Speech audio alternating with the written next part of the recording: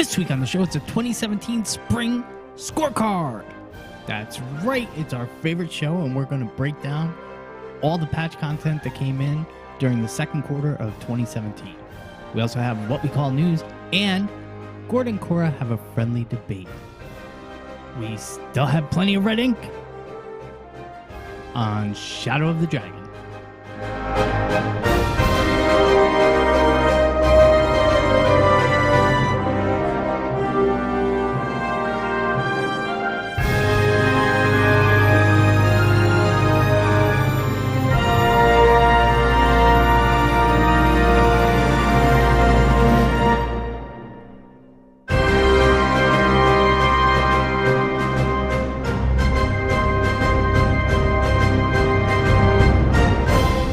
Welcome to Shadow of the Dragon. This is episode number 44.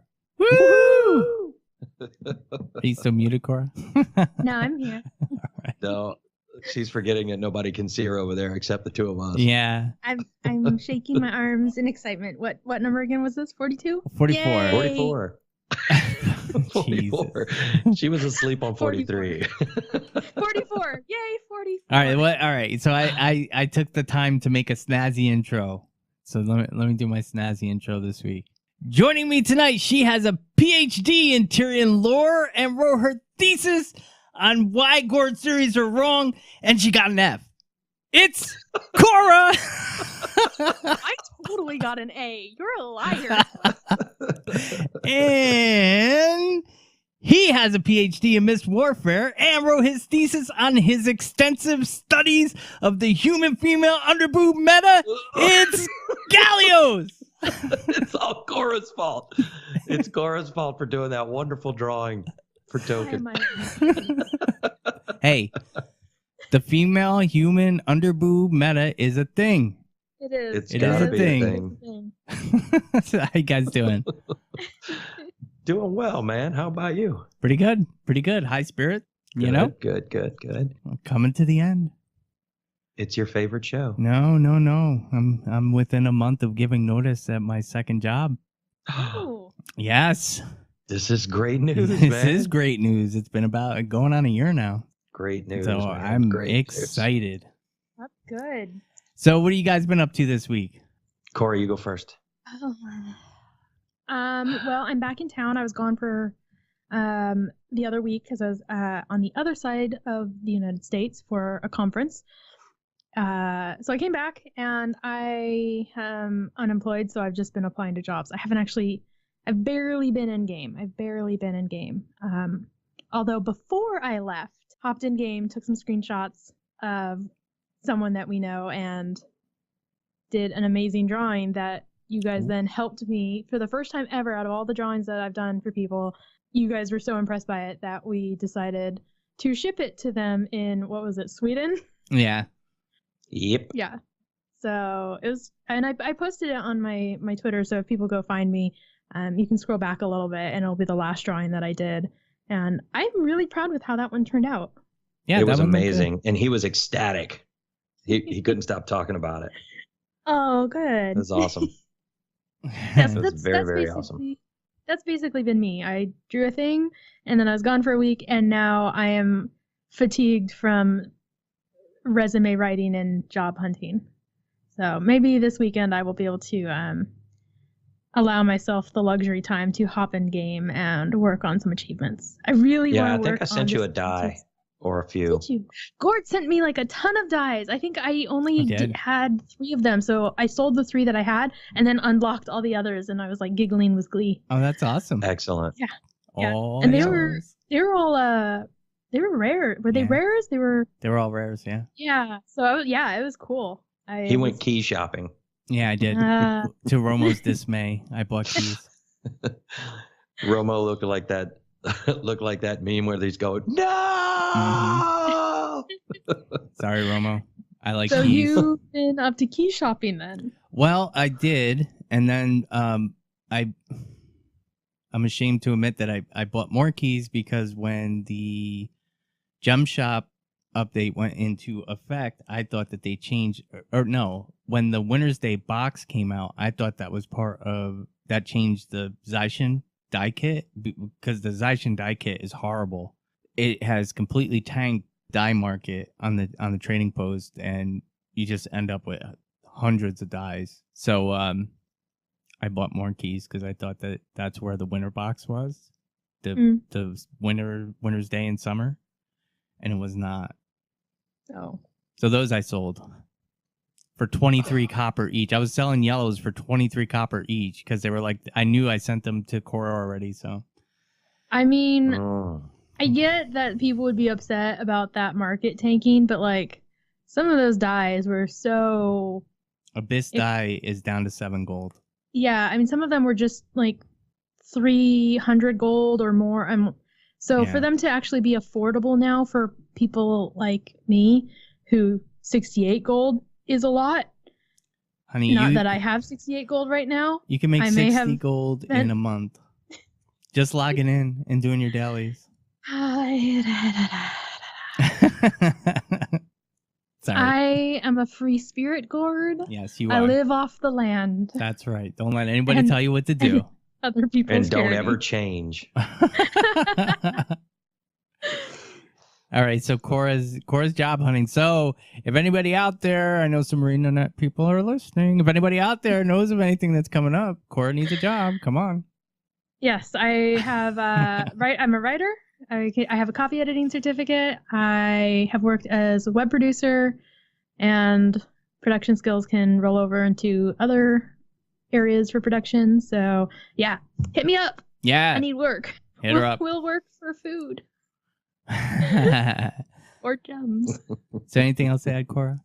I finally unlocked, and this is why I'm broke right now. I finally bought and unlocked all the visual armor skins and weapons. Nice. Yeah. Congratulations. So now I need to work on the Derman Priory and the Order of Whispers. The game's only been out for how many years, and I'm just now going like, oh yeah, I could do that. Yeah. I haven't done it either. I just did it myself because I realized I never did it, and I bought all 3 orders, gear, weapons, armor, all 3 weights, all in a day. Yeah, I mean, for somebody who loves armor sets as much as I do, I'm like, oh yeah, I haven't done any, like, I haven't completed any of the order armors. Like maybe one of like maybe the light or the medium, but like not all 3 of them across all 3. And the same thing with the cultural skins. I have not completed the cultural tiers for any race. So I am, and those are a little more, those are expensive. Well, if you bring your butt into WW more and get some badges of honor, it cuts the price by maybe 2/3, I think, or 1/3, or a half. And then I would get that dang spoon. Yeah. I will have to find out the regular time you guys are on. I will put it in my planner. Every Wednesday. You say that now, but I'm not writing it down, so I'm going to forget. I'm gonna poke you on Twitter every Wednesday and say, get in here. You should do this. That's my task. But not next Wednesday. I think I'm staying over at a friend's house. Okay. It's a lot of fun and laughter, except this week. No, we had fun. You didn't have fun. I mean, Wednesday night because I didn't get to play. Yeah, well, we'll talk about that in the news. Yeah. So, Kora, anything else? No. No. He's looking at me like I'm forgetting something. No. But I wasn't sure if you wanted to talk about your escapades across the United States. Oh yeah, I was at the In Your Right Mind conference. It was amazing. I go every year and I love it. And I taught 2 workshops this year, so it was just tons of fun. And I realized that I didn't know where Pittsburgh was. Like, I thought I knew where it was, and that was not where Pittsburgh was. Pittsburgh is, in fact, not where Philadelphia is. It is inland. If it was where Philadelphia was, then I would have driven down to do a meetup. I was wrong. And I realized this when I was like, oh yeah, my layover flight is in Philadelphia. And somebody was like, why are you flying from Pittsburgh to Philadelphia, then to Seattle? And I was like, what are you talking about? And they're like, you're flying the wrong direction first. Mm-hmm. And they showed me the map, and I was like, dang it, I don't know. I thought we were on the coast. No, there is no coast. New Jersey blocks Pennsylvania from the coast, love. I don't. Anything past the Rockies, and I'm like, I don't know. Yeah. And I've only been going out there for 6 years, every, like, twice a year. Yeah. There you go. Yeah. Yeah, it was great. All right, Gallios, what have you been up to? Gallios finally took some time off while the kids were out at camp and finished my house 100%. So all the inside is packed away and put in storage and cleaned up. Good man. And moved my office from the utility room into my daughter's room, since she's only here like 3 or 4 days a month and doesn't always stay. So I moved into her room, and it's a lot more comfortable. I'm spread out now. Like my office goes that way and it goes that way. So yeah, that's what I worked on a little bit of that. I'm on the last stage of Nevermore. And like apparently now, right? I will not be doing I won't be doing World v. World every day like normal because I need to work on masteries. I need mastery points because unlike the magnanimous Gord, I did not do my Chivos. So I have to do Chivos to get more mastery points. Because, I'm thinking, how the hell do you get mastery points? Because they only put so many on the map. What are you supposed to do? God dang it. Go to And Wiki. then I looked and I opened up my achievements tab, and there's like 50 gazillion mastery points in there that I haven't gotten. I was like, oh crap, well that's what I got to do. So yeah, Well, as of today I started my Here's- achievement hunting Here's what we'll because do. I'm so close. Gallios, me and you. We No, will hop count me in. in. I still need some Verdant Brink stuff, and No. let's You've do got it. enough. no, I'm stalled. I've been stalled at I need to do- 27.6 for a while. The easy stuff like the adventures, not too bad. I jumped in for about 45 minutes today and got 4 of them. I still have to do one more. I got cut off in the middle of the flying circus, where you got to fly through the rings and That one's crap fun. like that. That one's fun. Yeah, I had to stop mid-flight. Mama came home, so I had to cut out. But I got the other ones. I did silver on a couple of them, so I got bonus mastery point. And then I've got to do the 2 more champions. The axe guy I need that. in the canopy, Mm-hmm. and the Turtos or something like that. I've got to do a few champions and stuff like that. So I started doing that today. And the rest of the week was in and out of World v. World trying to get pips just for fun. Mm-hmm. And that's really about it. Yeah. I guess I wasn't very exciting for the last 2 weeks. Good man. And do a whole lot of exciting things. Except and enjoyed the 4th of July. My entire family came over, so that was nice. Pool was actually crystal clear. It didn't rain this year. Good man. And That's made nice. burgers. Burgers and dogs. Yeah. I ordered a pizza. Was it a 4th of July pizza? Because it was the 4th of July, I'm going to say yes, it was a 4th of July pizza. Excellent. And then I watched Independence Day, Excellent. which makes me And cry. that's about it. All right, cool. This last week, I was able to get into WW on reset night, which made me extremely happy. We were up against BG, and, I'm not going to name call, but a lot of people on our server kind of gave up or whatever after 1 or 2 days. And I don't know why, because I really enjoyed this week. Not all of it was fun. Got steamrolled. I've never seen so many ghost thieves and solo druids in my life. But they were there. But I guess what's insane about fighting PG is that they just have constant coverage. And I know Jake Quarry used to be like that for the first couple years in WW, but it was really interesting. But I got to say, man, I was running with Solo and King Abel, I think it was, from Vale. And those guys kick ass. They're really good. I had a lot of fun with those guys. And, you follow the directions. And, I was literally standing in the poop, regenning quicker than the condies were going, were burning me down. So it was a lot of fun. But I WW'd every night this week. And I got my first tier of the backpack. Woo, The woo. flameless Congratulations, backpack. buddy. Yeah, it was pretty cool, but it took me 5 weeks, I'm saying, to get 350 tickets. The silly thing is that most of my pips came from outnumbered, which is sad. It really is sad. I did 220. I think it was 220 pips I got based on my rank, and I got 290 from outnumbered pips, which is ridiculous in my opinion. But I was able to get my thing. I finished mithril, so I think the first week I did platinum. The first week I only did wood because I didn't have time, I think. I don't remember. No, I think I did get up to platinum. I did platinum, mithril, platinum, mithril. Was able to get my backpack, my first one, which is very featureless and no flames at all. So now I have to save up 500 tickets to get to my next backpack, which is lame. But I already have my Gift of Conquering done.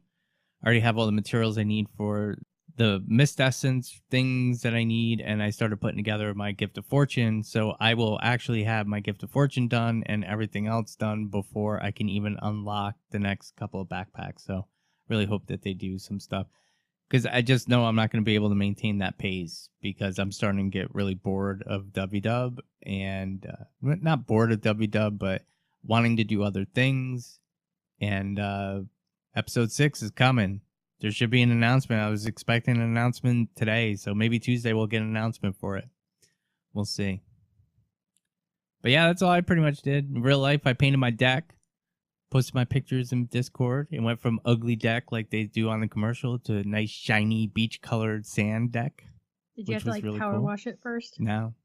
No? They sell this chemical like to clean the deck. It eats all the vegetation and stuff off and strips the wood and like makes it ready for paint.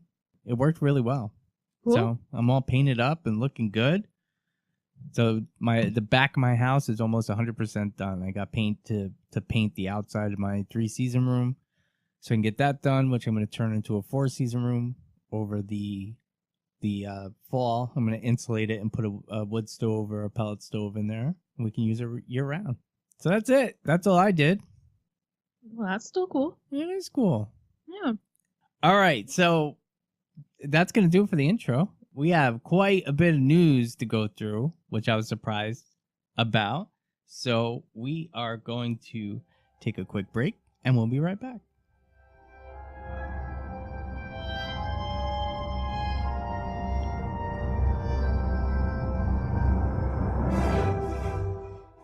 And we're back. Welcome back. Back. I can't help but bob my head to that music.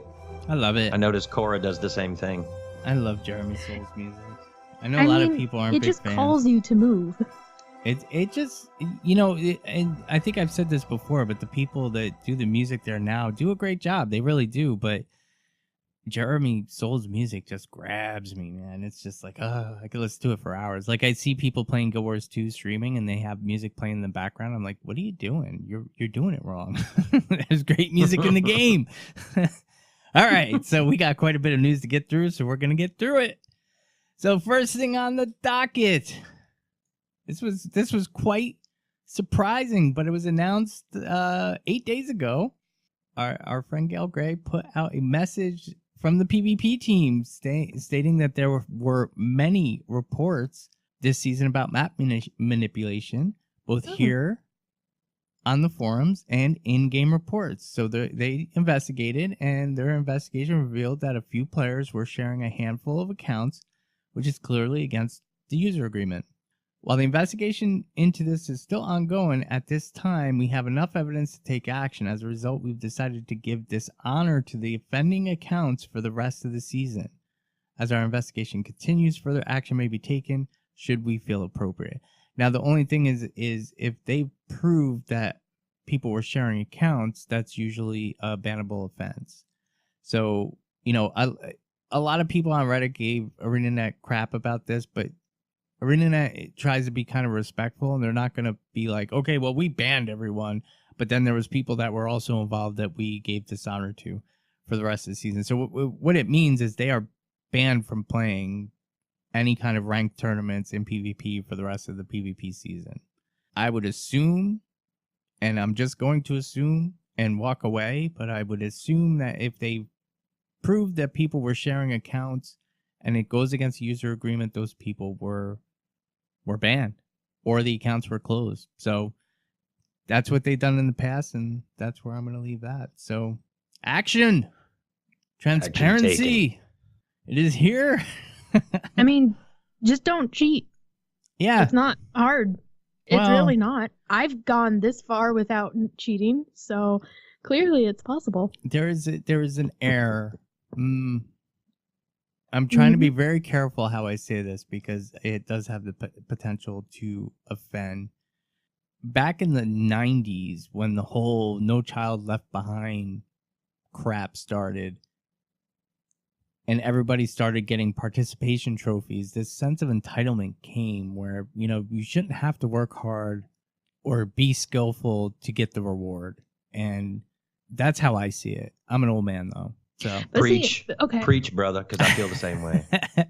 I am technically a millennial, so I can speak to that thing because it's always about my generation. The whole, we always have to have the award thing, that wasn't my generation demanding awards. That was the generation that raised us saying, like, my kid deserves an award. Like, that was not our fault. That's not on us, guys. That's true. That is true. Yeah. I'm not pointing fingers or saying fault, but that's where this kind of attitude comes from. I think that to a degree, in my opinion, if everything's given to you that you don't have to work for, you'll never learn how to do anything. I think it's more of that, because the thing is, you can give every kid in the class an award if they all worked hard, if you participated. One of the best things my parents did with me, my mom particularly, I was not the straight A student. There was definitely subjects I really struggled in and, scraped by. Math was not my strong suit. Me either. And she always said she didn't care if I got A's. She just cared that I tried my best. And so the whole, just, participate and try your hardest thing, I think there is something that, that's been lost for just do your best. It's more about putting in the effort than getting the award. And it's when parents stress you have to have straight A's all the time, that then kids feel like, well, I need to cheat then because what if I'm not good enough, or I can't take the risk of not being good enough. I don't want to psychoanalyze a generation. I'm just saying. I competed in North American Sport Karate Association for 4 years, and I had to win because if I didn't, I got my face kicked in, and that's not fun. Though. That's different. So you were motivated strongly by not getting punched in the face. Well, no, I didn't mind getting punched in the face. It was, kicks to the ribs or something like that. That's what sucked. But anyway. Well, I worked hard, so I didn't get kicked in the face or kicked in the ribs, and I don't know. I feel like you have to put work in to get the reward, and there's people that feel. I'm not pointing out a generation. I don't want to make it seem like I'm saying, "Oh, millennials, you little kids, you want everything handed to you." My day, I walked uphill to school. Back and forth. No, that's not what it's about. Barefoot in the snow. It could be a 50-year-old. There were tacks on the road. Exactly. Tacks, I tell you. To be fair, though, and my generation of millennials, we kill everything. We kill diamonds. We kill the wine industry. We kill Applebee's. Anyway, basically, I'm not saying it's a generational thing. I'm saying that there is a subsection of players out there who feel who put more effort into doing the cheat and doing the backhanded stuff than actually just put the work in and become good at it. So that's where I want to leave it. I'm not pointing fingers at a generation. Have to say, I love one comment on the forum post from Lamia that says, dishonor on them, dishonor on their family, dishonor on their cow. All right, so that's how they were punished. All right, so moving on. Gallios' Bane, the DDoS attacks cause DCs for the week and make cavemen post to Reddit. I was going to mention these DDoS attacks, but when I'm combing through the filters, there was this one thread where I just have to say something to this dude. I'm not going to call you out. Go to the thread if you want to find out who it is. But for the butt munch who spent so much time arguing about the fact that ArenaNet doesn't have good service over the past 12 years and was complaining about 3 days of DDoS attacks, which is beyond their control, and saying that that gives them worse downtime than WoW and other MMOs. You need to go read a book because you are just dumb. Sorry, but you are. And I don't mean to be mean, but dumb is what dumb says. And that was dumb. 2 times in 5 years has ArenaNet had an issue with downtime on their servers. And they were both justified and they were both out of their control. One was a devastating bug that was deleting inventories and deleting players. They had to shut the game down. And the other one was with the ice storm, and they had to do the rollback 2 times. And I think there was only 3 major incidents in Guild Wars 1, if I recall correctly, with a major outage in 12 years. That is a good record for uptime of servers. So you want your source. I just gave you your source. You're a butt muncher. You should be ashamed of yourself. Oh my God. Sorry. Yeah, I have found their service to be very reliable, and they communicate well when there's a problem. I mean, if you're on Twitter, you can see right away. You can contact them right away, and they respond of, okay, we're going to look into that. Hey, we've investigated. There is a thing going on. We're getting it resolved. And yeah, as far as it actually going down, I mean, I don't think I've actually had that problem. Maybe once. I think maybe one time everything went down when I was on TeamSpeak, and I checked with other people, and they were forced off too. But that was a DDoS attack too. That's not even an issue with their servers. That's somebody perpetrating it, and I don't even think it was an attack on ArenaNet because no, it was it when they attacked Twitter Amazon? Was down, Amazon was down on that day. But the most recent attack, I think at first the assumption was that it was on NCSoft because NCSoft has a ban list. So these countries that are blocked from being able to play NCSoft's products take it out by DDoS attacks on NCSoft properties. At any rate, good God, just read a book because it's just dumb. And I'm going to move on. I don't even want to waste any more time on it. All right. Sorry, but that guy, he just got me. All right, so here's a little bit of positive news. Believe it or not, there is an unofficial free-to-play Guild Wars card game from I had his name queued up and I screwed it up. It's basically like Magic the Gathering, and it's in the Guild Wars universe. You could play it. It's on Steam on the board game simulator, I think it's called. The guy's name is Luke, and I forgot his last name. I'll put a link in show notes. You can download the game directly from him. It's all free to play. I believe he reached out to ArenaNet and did not get an official response because obviously ArenaNet can't give their blessing on an unofficial, unsupported project, but they're not doing anything to make him cease and desist at this time. He's making sure that he's staying within the realm of their Creative Commons rules, which is what we do.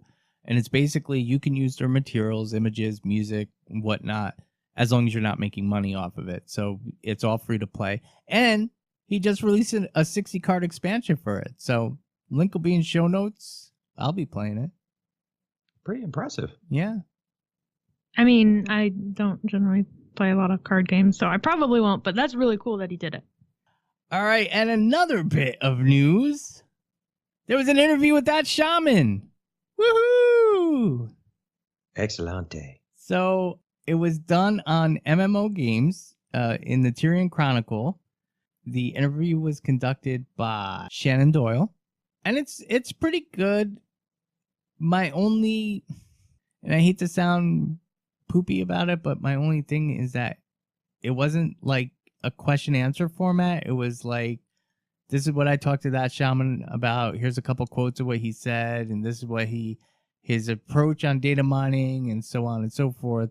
I mean, I wasn't there. I don't know how the interview went. I wish it was a little more set up like what Massively does, where it's like, we asked this question and here's their answer. This question, their answer. It was more of a synopsis of the interview, but I thought it was pretty cool. The one thing I did learn through this interview that I didn't know, that shaman has a very strict rule that he will not spoil story. And on several occasions, he had found things that were in the DAT file that could be data mined, that would ruin the story, that he actually contacted ArenaNet and said, hey, I'm just letting you know I found this in your DAT file.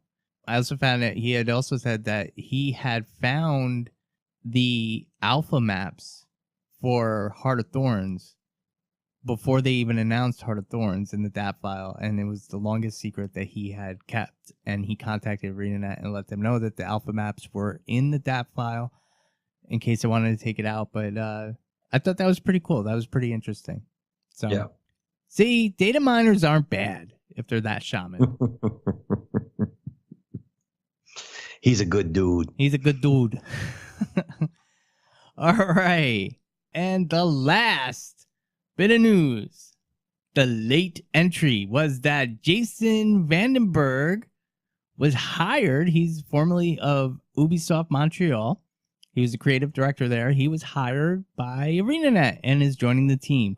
Now, another site, MMO something, I don't know what it was, but they had reported that apparently Jason was replacing Mo as the game director with a new title.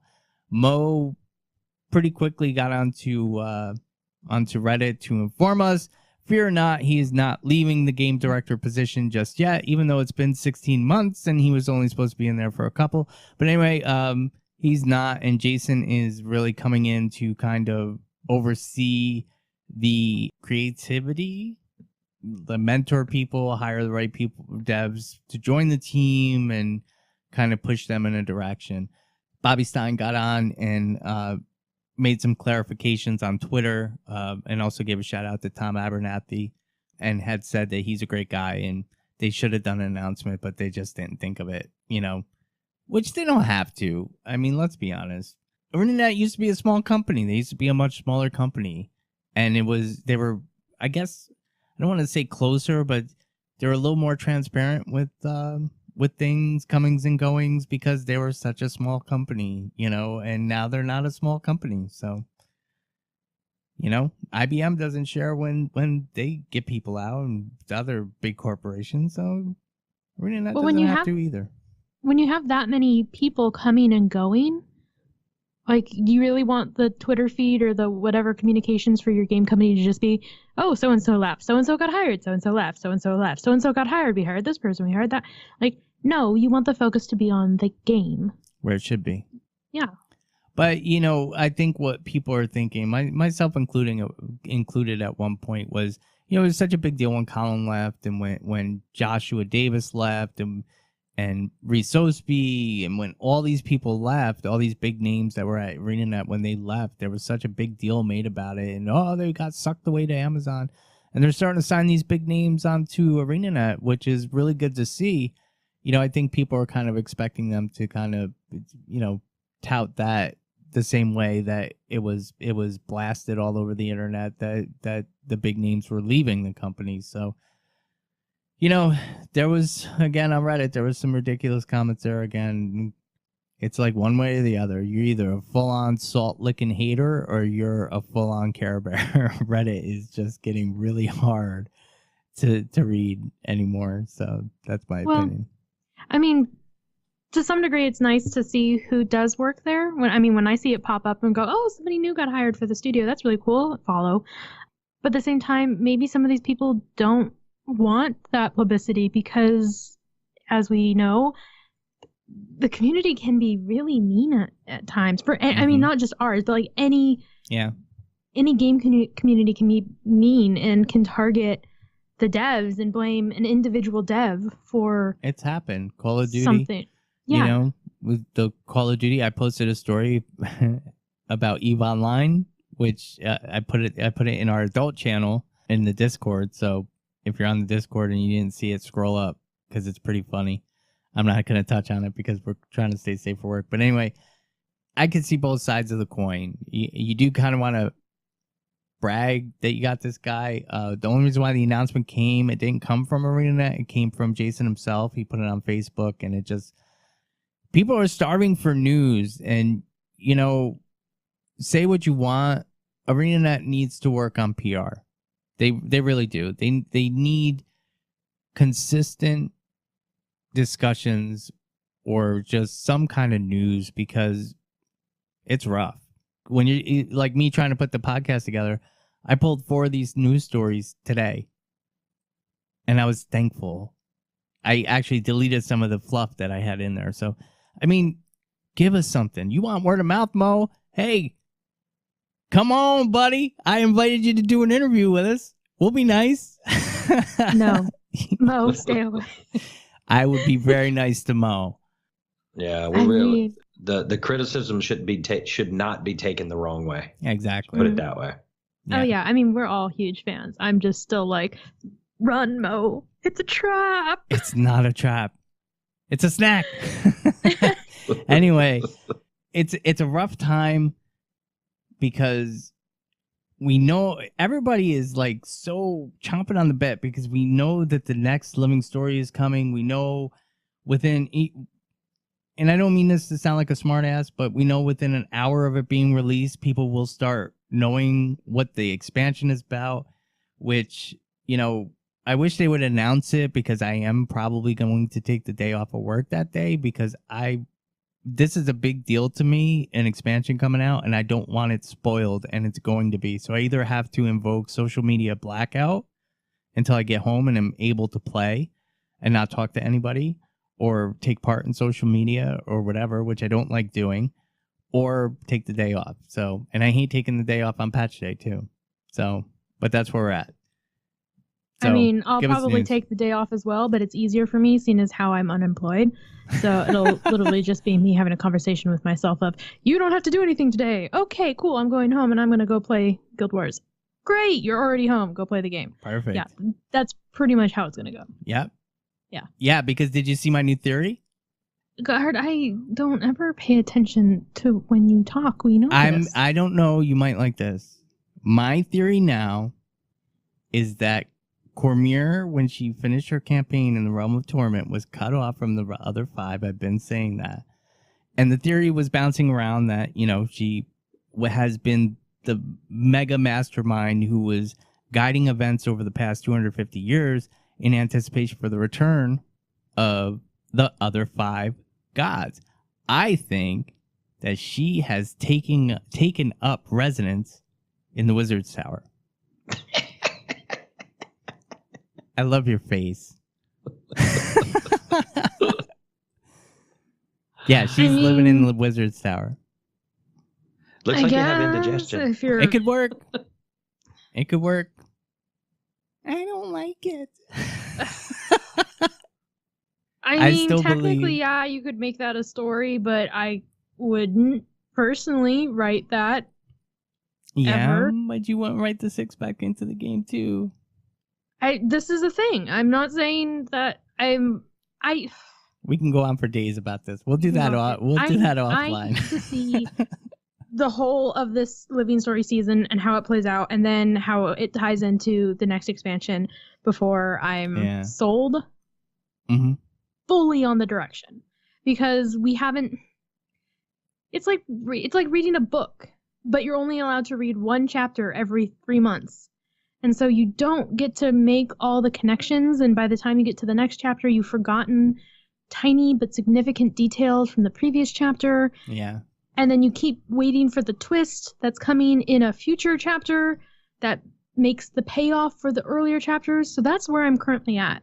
I'm not saying it's a bad story. I'm just saying I can't see how everything connects yet, and I can't see that twist. We haven't gotten to the payoff.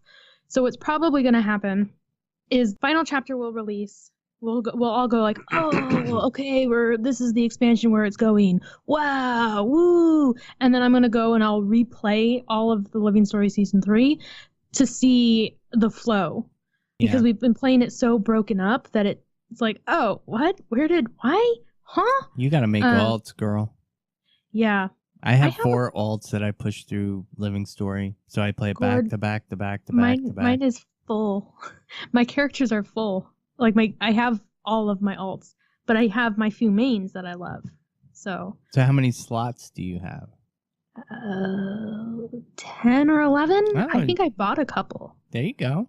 I have a couple that are maybe in their 20s or 30s, and I've leveled them up to that with the tomes. But I think I have at least 4 or 5 80s. But I have my 3 main that I play, and they're all human. I have my engineer, who is my main. I have my revenant, who I fell in love with after Heart of Thorns, and I have a necro. Wow. Yeah. I'm very proud of you. I did not expect you to be an altaholic. Yeah, I also have a guardian who I know is level 80, and I think I have guardian is Norn. I think I have a Sylvari thief who's also level 80. Pretty sure I do. I just don't play it that often. All right, well, that's gonna wrap up the news. We have our scorecard coming, which is gonna take another 3 hours. Oh, Jesus. No, there really wasn't that much. It came in the second quarter. So, but that is going to do it for the news. We're going to take a quick break, and we will be right back.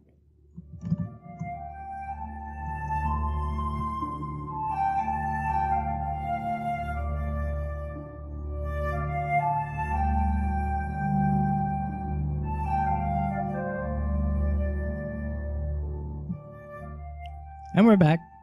Yay! Yay! So, 2017 Spring Scorecard. So, the last scorecard we did, ArenaNet got a B overall for the winner scorecard. So, we're going to do the same format as last time, with the exception when I was going through, there was not a whole lot of PvE specific updates in the past quarter, but there were updates that affected PvE in other categories. So I just felt that it's not fair to judge PvE. The original rule when we started putting this together was that if they didn't do updates, we're going to give them an automatic F, because it's just like not handing in any of your assignments. But I didn't feel that was fair. So we're just not going to do anything for PvE. We're just going to skip over that. So we're going to start with the living story. So Gallios, why don't you go first, buddy? Believe it or not, I actually enjoyed it. And the only thing that was sad about it was just a little too short. I'm seeing some of these bullet points you got here. I'm sorry, I'm on a tangent. I was looking at some of the bullet points. I don't know any of these. Anyway, I actually enjoyed the living story in this last update. I just wish it would have been a little bit longer. I think I got done with it in maybe a little over an hour. I would like to at least play for a couple of days on it. And I understand the reasons why. I know it's because of polish. I got to say that the problems that were there were fixed pretty quickly. And it was clean. It was decent story. I got freaked out a little bit by some of it, but for the most part, I liked it, and I'm going to go with an A on mine. I know it's short and sweet, but there wasn't a whole lot of living story to talk about. It wasn't very long. Are you kidding me? Huh? No, I'm teasing. All right, Kora, what's your take? I thought it was cool. I did too. What's your take, Kora? We were talking about living story, we said.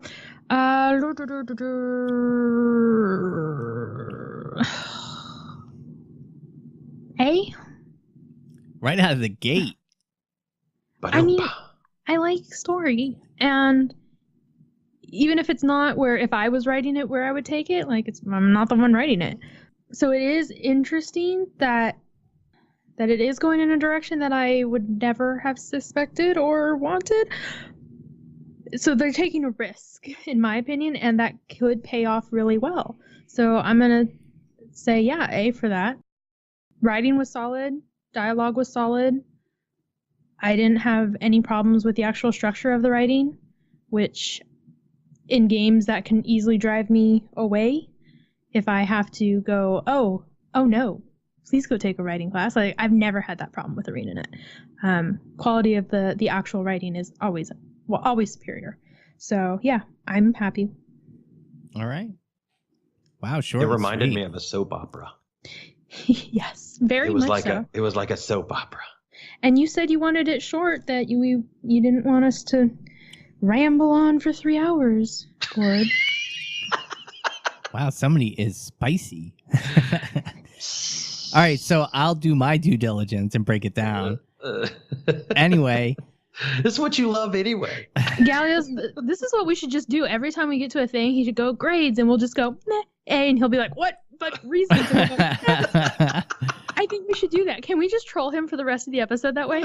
I will make your life miserable. No, you won't. I can try. All right, so anyway, living story. So there were a couple of insignificant bug fixes. The big thing was Flashpoint that came out on May 2nd. And the biggest thing that people didn't like was the huge twist. A lot of people said that the whole build-up was of fighting Primordius and Jormag, but I think that they did a pretty good job of putting the current events out there where the magic was starting to go really buggy and things were starting to really get freaky, and really the question came before this even came up, before the living story even released. Can we really keep killing dragons with the magic getting all wonky?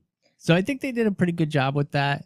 The twist is what killed the story for a lot of people. At first, it killed the story for me, but when I first played it, I was like, what the hell just happened? And I wanted Balthazar to come in. I actually won 100 gold because of that, so thank you, ArenaNet. But anyway, the twist I did not like at first, but when I sat back and thought about it, the possibilities that it brought to the table were outstanding. So it opened up a lot of new avenues of storytelling.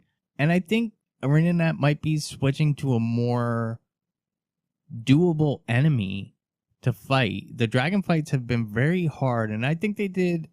Zaitan's fight was rushed and didn't go over well. Mordremoth's fight, I think, was better. I like the idea of a two-prong attack where, pack forces are fighting the dragon on the outside while, the commander is fighting the dragon in his brain.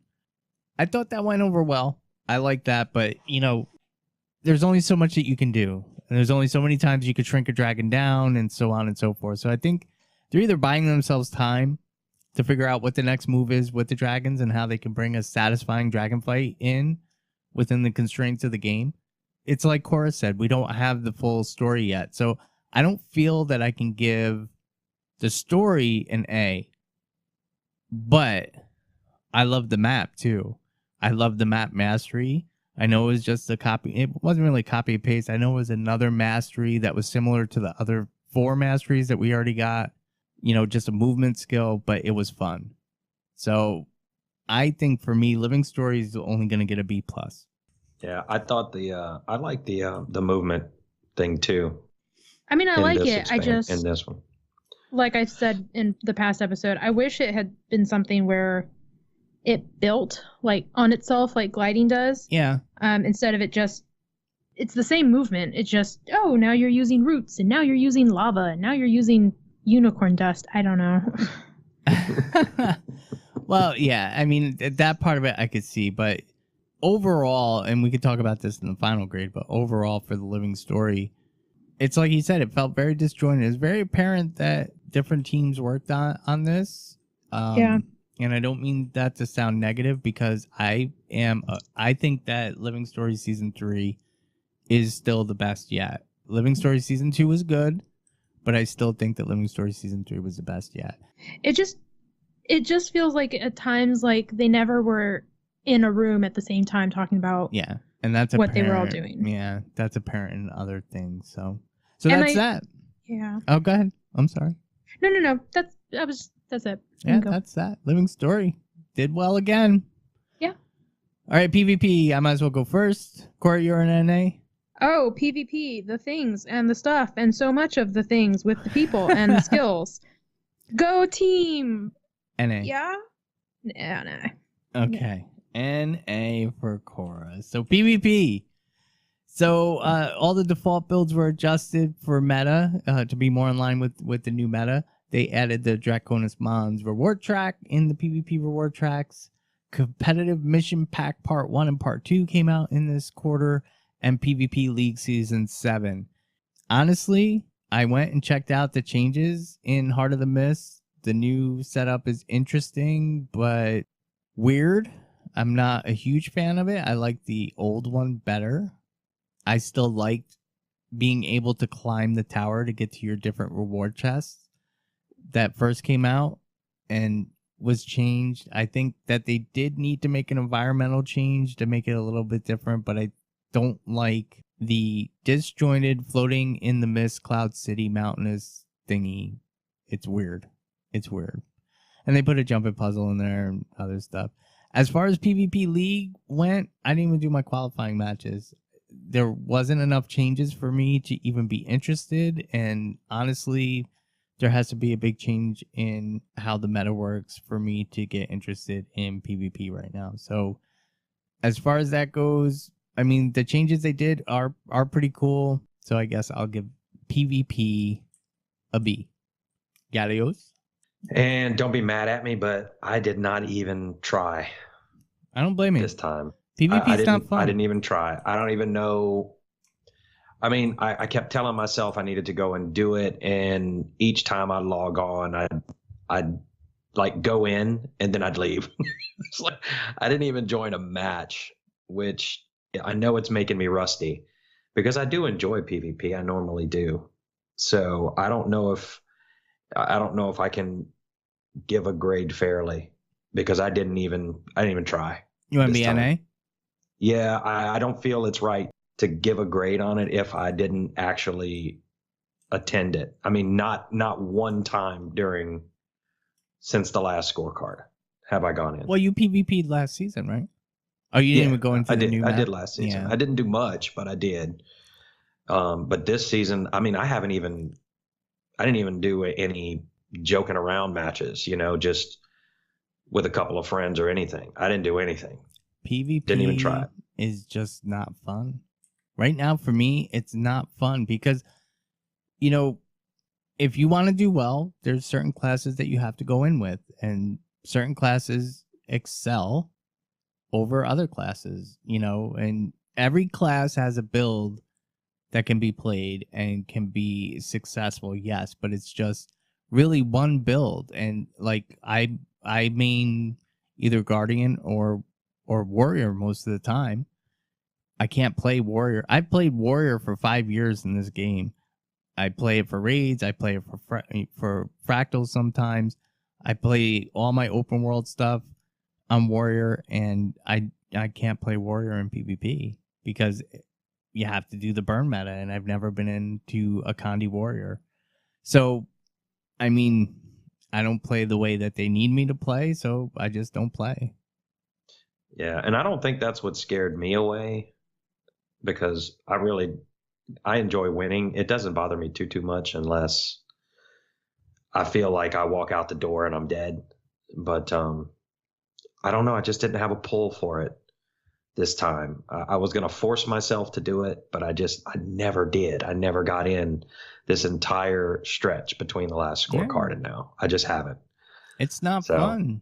And, the next category, WW, your wheelhouse, had a huge update. So why don't you bring us into that? Yeah, actually, I'm going to score this one pretty good, and people are going to probably make fun of me, but I don't care. I liked it. It did bring a little excitement for a couple of weeks when they did the updates with the the pip rewards and stuff like that. What I like long term about it is that when all of the loot hunters are gone, I'll still be getting rewards because I'll still be playing. Yep. A lot of folks are complaining about the reward system, and there's some flaws to it. Like you said, that the outmanned getting more pips. I know what the idea was for them, but it wasn't really the greatest success. I know what they were trying to do. They wanted it to be where somebody would find out that it's it's undermanned, and it would spread the maps out, which would kind of try to erase the blobs, and it hasn't done that. So people are not even shouting out, when you're losing a T3, on map. So, that part did not go over so well as far as how they gave them. But I'm happy with the update that I'm finally getting something from my favorite game mode. Because other than the reward tracks, I wasn't getting much of anything. And so now I can work towards a legendary armor if I want it, or, that awesome freaking back piece, the most awesome back piece ever. I can't wait to finish that. I've already gone in and done all the reward tracks for the Gift of Battle 5 times. So, I've done it 7. Yeah, so I'm ready for that one. And I need amalgamated gemstones too, but that's another topic. I didn't care too much whether or not people had nameplates, whether or not they had dots or triangles. Mm-hmm. But the triangles are better to see, easier to see than the circles were. So that was a good move. I'm not quite sure about the 1-up, 1-down matchmaking yet, but it does make it easy to know who you're going to face next week. So that makes it easy, but not too much of an exciting thing. But overall, I've been having fun. I do get a little excited when I get another set of pips. So I'm going to give it an A. Okay. I liked it. For the most part, I like it. The armors that were added are nice. The backpack, I'm in love with. I absolutely love it. People tell me I'm insane. It's ugly, but I love that big honking scrap pile of metal and spears and fire, and I can't wait to get mine. Overall, I'm happy with the changes. They are going in the right direction, but it is definitely a phase 1 change, and phase 2 needs to happen relatively quickly. The pips are ridiculous. The costs of things are ridiculous as well. I'm looking at it, and I'm thinking, okay, well, all said and done, as far as we could guesstimate, it was somewhere around 1,500 tickets. It took me 5 weeks to get 350 tickets. So it's going to take me a long time to get the rest, to get the back piece done. After that, I think it's 175 tickets for the chest and leg pieces of all the armor for tier 2 and tier 3. So, I mean, you're talking in the thousands of tickets. So in order to get this stuff done, you're looking at years. And I think that's not right. There's a lot of things that they could do. You're talking about pips, you're talking about tickets and everything else. Mackenzie, you did a great job with this freaking patch, but I'm going to tell you right now, steal my idea. This will change it for the better. Commitment pip. All right, first off, outnumbered needs to change. Outnumbered needs to be a 1 pip bonus, same as commanding, because you also get the buff. You get plus 50% on your reward track. You get extra magic fine. And if the enemy kills you while you're on an outnumbered map, it doesn't count. The stomps don't count towards your war score. So that's a buff already in itself. So for the outnumbered buff to have 5 pips attached to it is ludicrous. So change that to 1 pip. For your commitment pip, make that cumulative 1 pip per week that you're on your server, and it caps at 5. Problem solved. There goes your server hopping. Problem solved. There goes all the outnumbered map farming. Problem solved. Take my idea. And please get phase 2 out, because phase 2 needs to come out. Need to adjust some of the ticket prices too, because they're a little bit too high. With that, I'm with you, Gallios. I didn't think much of the change from circles to triangles, but it makes a huge difference. And I mean, they added Draconis Mullins. I'll get to that eventually, and some other things. But that's how I see it. 1-up, 1-down matchmaking, that cannot go on for very long, because you might as well just call jQuery the yo-yo server, because we're going to be dropping down to T2 this week. We probably already did. And we'll be going back up to T1 next week. So we're going to be yo-yoing back and forth while they keep this going. That part I don't like. So overall with this, I know you gave it an A, Gallios. I can't give it more than a B. They have to fix the pips. They have to fix the tickets. Bring phase 2 I was in. on the bubble.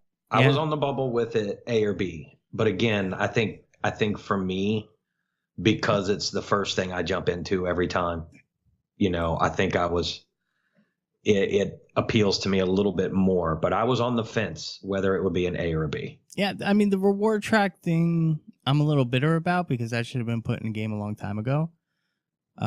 Along with fractals or along with the PvP, it should have went in there then, but they brought it in now, and that's what it is. It's good though. I mean, last quarter I gave it a D. So, way to bring your grade up, ain't it? It is good. Yeah. I don't want to poop on it. Yeah, because they had not touched it for a long time, and this was a big touch. Yeah, I mean, I don't want to poop on it. I feel like if you want to give those pips, you're just switching them around. You're giving people 1 commitment pip that is silly and 5 pips for the outnumbered. Make that change. In my opinion, that's the best change you can make. If you do that, it will solve so much. You'll give people the stuff. Yeah, with outnumbered, those 5 pips go away. But with a cumulative, why does it matter? It doesn't matter. So that's that. Kora, you dubbed. I did dub. I did a thing. Do you wanna weigh in? You don't have to, dear. I put my commander tag on. No, you put my commander tag on. And then I followed you. It was so fun too. And I did not get my spoon. So D. That was about the extent of my dub. All right, so NA? NA. I mean, it was fun. It was fun, but it was fun because I was running around with you guys, not because I am aware of what dub does. Yeah. No, that's fine. We just need to get you your spoon. I just hope they make that change soon because, this was a great update. And it's like ArenaNet does things really weird. Like, it's such a simple thing. I don't understand why they feel like you have to give people 5 pips.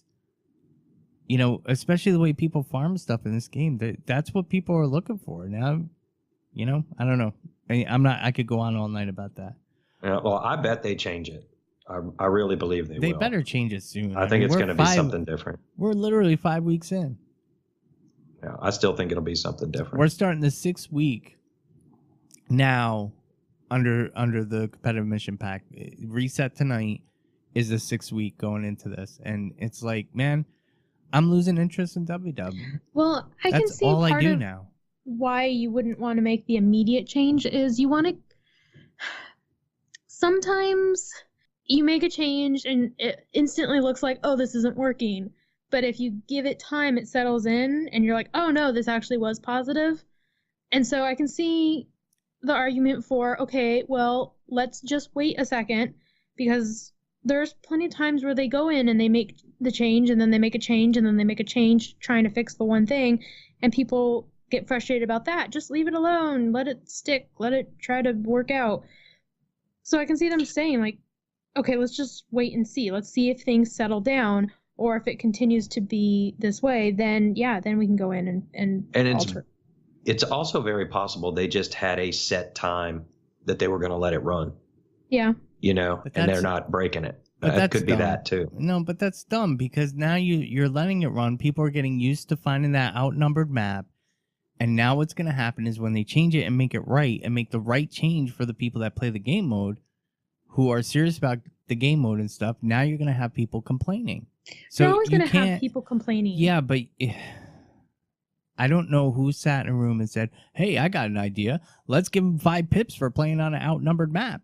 It's a bad idea. That was a bad idea. If you want to give, maybe you want to distribute them. Maybe it was to try and help encourage people who were on outnumbered maps to play the game mode. We played on an outnumbered map every Wednesday, right? Right, Gallios? Pretty much. Not every Wednesday. We started out outnumbered. I'm not talking about after the change. I'm talking before the change even was known about. Oh, yeah.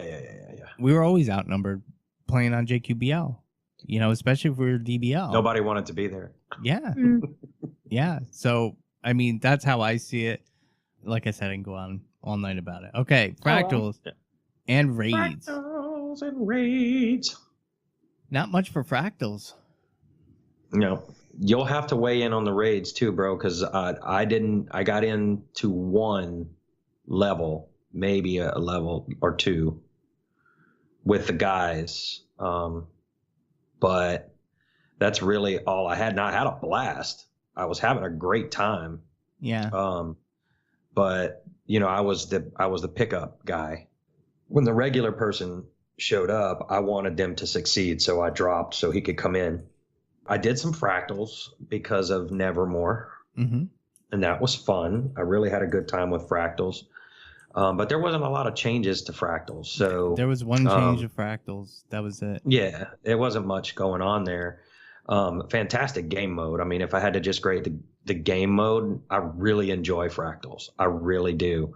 It's just I'm never really on when people are running them. So and I'm not a pickup group kind of guy. I can't deal with it. I'd love to give the game mode itself, I could give an A every time because I really, really enjoy it. But I didn't get to play any of the raids other than that. I think, like I said, I think one level, you were at the group with me. You were in that group. Yep. And I think I got to play 2 rounds, and y'all got really close to beating it that night. Yep. Yeah. So, and that was fun. So I don't know if I could give a fair enough grade and assessment because I never even ran into Samrog. I'm nowhere near getting ever probably a raid close enough to do legendary armor, crafting, any of that kind of stuff. So it wouldn't be fair for me to grade it, I don't think. What's your thoughts on the legendary armor? It's in game now. There's plenty of video out on it, and people I like the legendary armor. It's not as wacko-licious as the first release that we looked at. It doesn't look so bad. I kind of like it now. Mm-hmm. I think it's rather nice looking armor. Base your grade on that. Well, as far as the armor goes, I'd give it a B. I like the armor. I was like you. All I could hear was the transformer sound the first time I saw the first video of it, and I'm sure that was just a rough cut, which apparently it turned out to be, because now the armor looks really cool. It looks like a set of legendary armor to me. Yeah, the skin doesn't. No, the action does. The action is what sells it. Yeah. And the action sells it. This is kind of going back to the old regime, which, again, I don't want to make it seem like I'm picking on anybody or whatever, but it was the blog post that came out set the expectations so high that when it finally did come out, they were a little bit under the bar. But that's the danger. That's the danger of getting on the hype train. Yeah. No, it's true, but when it's their staff that keeps shoveling the coal into the burner, into the boiler and letting it fly off the rails, they really talked it up, and it took forever to make. And apparently they spent about a year developing it and scrapped everything and started from scratch. And got it done. I like the way it looks. The light armor, I think, looks the best out of all of them. I love the animations, and I'm actually going to make a set of armor. I'm going to make a heavy set of armor at the very least, but I might as well make all 3 sets if I can. So I think based on that, from me hating the armor so much to saying, okay, I'm making a set of legendary armor, I'm going to give them a B as well. Yeah, I think they did a good job with it. I love the light armor animation. It's really cool looking. But really, in the past 3 months, all that's come out, this is everything that came out. This is literally everything that came out for Raids and Fractals. Samrog fixes went in on 4.18. Legendary armor became available on 5.2. And then they made the refined Envoy armor crafting recipes account bound on 5.16. Acquiring a piece of refined Envoy armor now unlocks the skin for the corresponding elemental Envoy armor piece on 5.16. And legendary armor pieces were no longer salvageable on 5.16, which was, whoops. Sorry if you did that. And they fixed a bug in which player pets, clones, and minions would scale their stats based on the fractal scale that came on 6.20. That's all that came under those categories for the past 3 months. It's been kind of dry. Yeah. Kora, you want to weigh in on legendary armor? Armor is pretty. I like pretty things. Do you want to give it a grade? Legendary armor, I'm gonna go ahead and give it an A. Because it's a new armor set, it's a new skin, it's got movement, which is wicked cool.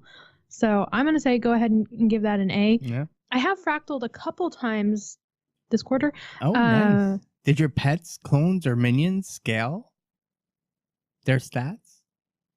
Your face is precious. I played Revenant and NG, so fractals no. have no bearing on your grade. No, and the last time I played, we were in fractals that were higher level than I was, so they basically just dragged my dead body around as I watched my team members play, and I talked to them in TeamSpeak. So that's yeah, how so that Pocklin and BB and Wedge and all those and Cypher. That's how they indoctrinated me to fractals. I actually randomly, some of my old guildmates, I saw one online who's like, "Hey, we're in TeamSpeak." So I re-downloaded TeamSpeak, and the next thing I know, we did some fractals, and then we did like a world boss train randomly at 2 a.m. So yeah, so they're the ones that dragged my dead body through the fractals. Nice. But they're fun. I mean, fractals are fun when you have a group of friends that you can hop in with. I don't have fun doing them with random people because I'm not familiar with them. Like, I don't have the fractal maps memorized. I don't know exactly what I'm supposed to do or how to fight the bosses. And sometimes people just get really frustrated. Well, these have been out for years. You should just know what you're supposed to do. I don't play them that often. I don't just know what to do. And so people will lose their patience with people like me. Yeah, that's why you got to play with us. Yeah, so that's an unfortunate downside of fractals is meh. Well, none of that was I would in like the to blast see, patch. Yeah, I would like to definitely see them come out with new fractals more often. Yes. Yeah, there is lore within the fractals, but we never know for most of them, we don't know exactly how things connect. I was gonna say Mothman. Mossman, what's his deal? We don't really know. He's a Norn. He's a little crazy. Something's going on there. He was smoking a little bit too much of Bloomhunger. Yeah, so something's going on there. Thermonova reactor, I mean, that's clear lore. We see exactly what happened to cause that event.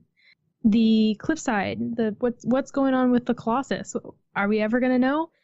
Probably not. And I'm kind of okay with that because there is an interesting bit of, it's like Star Wars. Like, we don't need to know what the midichlorians are to know that the Force is a thing. Like, sometimes the best storytelling is in what you don't tell and what you don't show. So I love the Cliffside Fractal. Me too. I love the very end when the Colossus turns around. Vows, That's my favorite part. Yeah. Oh, how wicked cool. It's very cool. So yeah, so I know you were bitter, Gord, about not getting the Abaddon whatever fractal. I would love to, like, clearly they've got something somewhere, like a rough draft idea for what that would have been. Mm-hmm. Pull that thing out. Make new fractals more often. I mean, we had dungeons and you put one new dungeon path in and then they fell off. Dungeons aren't a thing anymore. And then you put fractals in and you put a couple new fractals in and then you don't really do anything with fractals now. Oh, now it's raids. And so we're getting lots of raids, but we're not getting these other areas that people like. But at this point, they might be holding fractals back to have more for the expansion. For sure. And that's what I'm hoping. I'm hoping when the expansion comes out that we at least get one new fractal. I would love it if there was more than one, if we got multiples, even if it was two, whatever. But 5 would be a dream. Oh my god, 5 new fractals. Yeah, there's plenty of room. So we'll see what happens. I would also like dungeons back ArenaNet, but yeah, that's never gonna happen. All right, so to recap, I give a B, Gallios gave a B, and Kora gave an A, mainly based on legendary armor, and I think those are fitting grades. So the skill balance, there was a big skill balance on 5.16. That was the power food nerf that basically I would say elevated Condi in the meta and kind of nerfed power in the meta. Power is still viable. Every build is still viable, but Condi is definitely favored. And then on 620, there was a small skill balance during season that really only affected PvP. And I'm not that up on every single skill for every single class. And I want to think that this was a move that was done in order to address some concerns that were going on in the season and kind of shake things up. But that is the very first skill balance that was ever done during an active PvP season. So I found that to be very weird. For this quarter, I didn't like the skill balance. I'm giving it a C. I think took the words right out of my mouth. Go ahead and put mine on there too. Yeah, I think it was a little heavy-handed, and I don't like how their skill balances are not really balances. It is in a way, but there's always meta to consider, and it just pushed Condi way too much in the meta, and I hate Condi. I don't hate it. I've always played Condi on my Necro, and that seems fitting for a Necro, but well, you almost pick your classes when you play a specific style. Like if you're warrior. I like playing power on a ranger. I like it. I like playing power on my warrior. I mean, and it's not viable. I had to switch my WW build to the berserker. It's still DPS, it's still kind of power, but it's fine, but I've got to work further back in the line. You really have to pay a lot of attention to positioning now, more so than you did in the past, especially if you're running a build like mine. And I'm not glass. Don't get me wrong. I'm totally not glass, but there was a time when I could play my ranger as a power ranger. I always feel funny saying that. Go as a power ranger. Gallios. Yeah, right. As I could play it as a power ranger and be viable. Viable is not a good word, and be as effective. Yeah. Now I'm not as effective. I mean, when I throw down stuff now that I used to throw in the past that would melt a Condi before it got to me, there's nothing I can do anymore because they eat everything. Well, I don't know how to do anything with it, and frankly, I'm too lazy to try. The counter for Condi is to outrun it. You have to. It's very important, especially in WW, to keep your speed buffs max. And get static fields down and blast finish the static fields and keep that swiftness pinned, because you can. You don't want to go in the red circles, but if you happen to have to, you can skip across it pretty quick and take minimal damage. That's the best counteract action for Condi, but at least in WW. But I mean, I just don't like how they pick something and they bring it up above everything else, and I just don't like how they do the balances. I don't, and I'm don't get me wrong, I'm not so deep into the skills that I understand every single skill balance as it comes.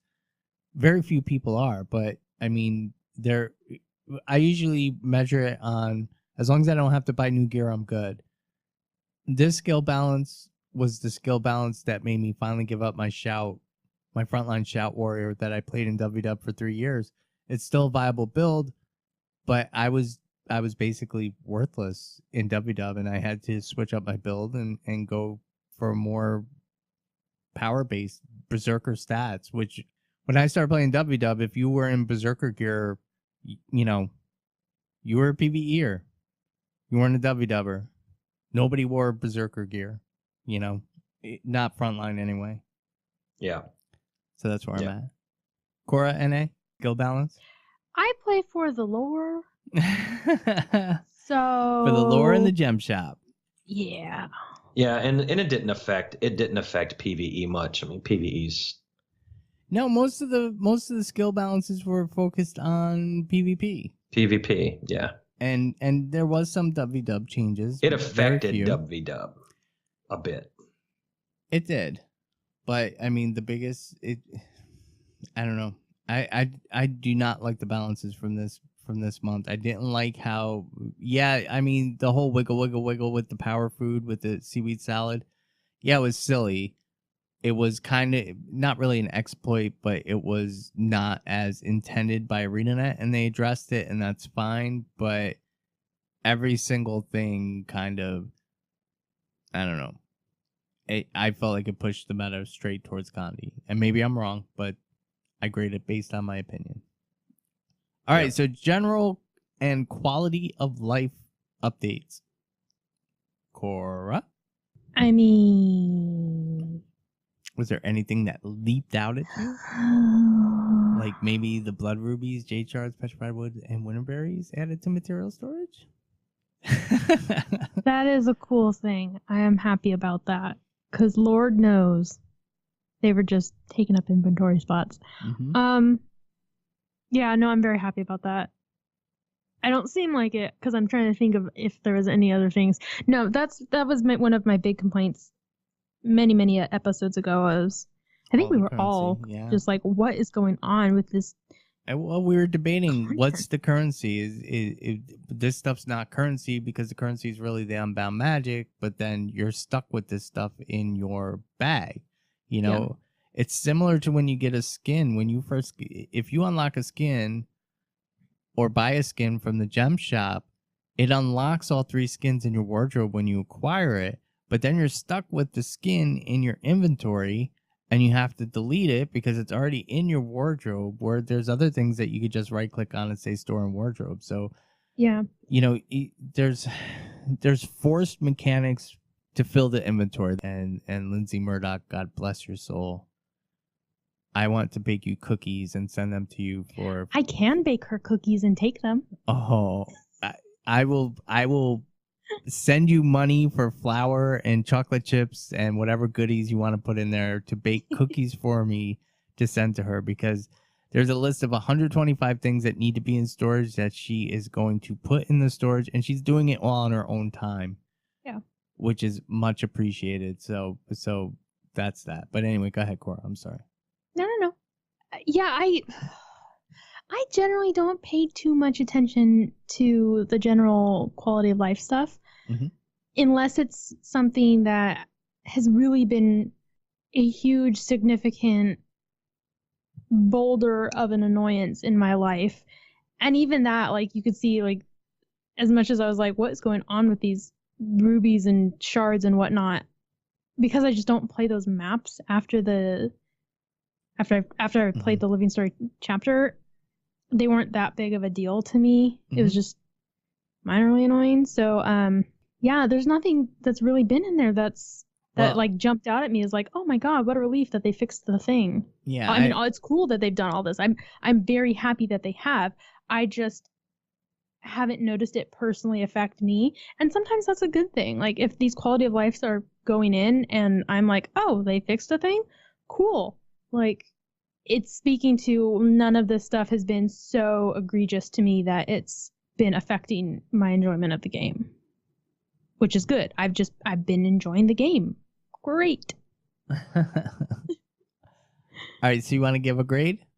A, because they fixed things, and I think for the material storage alone thing that she's working on, that deserves an A. And cookies. Okay. Yeah. Sorry. No, that's fine. All right, Gallios, you want to weigh in? Yes.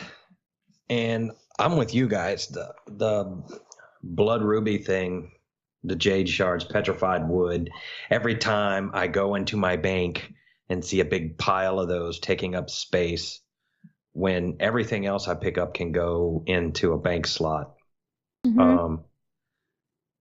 That totally was enough for me to give it an A. I'd like to see a few more things.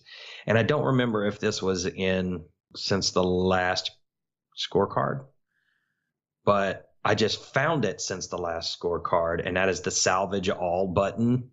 The salvage all button. If I did not mention it in the last scorecard, I'm going to mention it now, so I'm cheating a little bit, I think.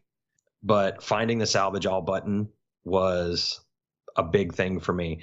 So the only other request I'll have is, can I consume all of the things like stacks and stacks and stacks of loot bags? Yeah, Like, open all. click, click, click, click, click, click, click, click, click, click, click, click, click. I have a button Yeah. clicker macro set up, which is within the terms of service. It's not illegal.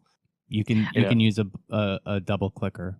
I guess the reason why they wouldn't have the open all for the loot bags is because eventually all your inventory is full, and if you've consumed all, and then you've got like 50 things or 25 things, like waiting for you to claim. Like, what if you're not somewhere where, like, next to the bank where you can just go, I get what you're talking about, and that thought crossed my mind as well. You can deposit materials. But man, it would sure be nice.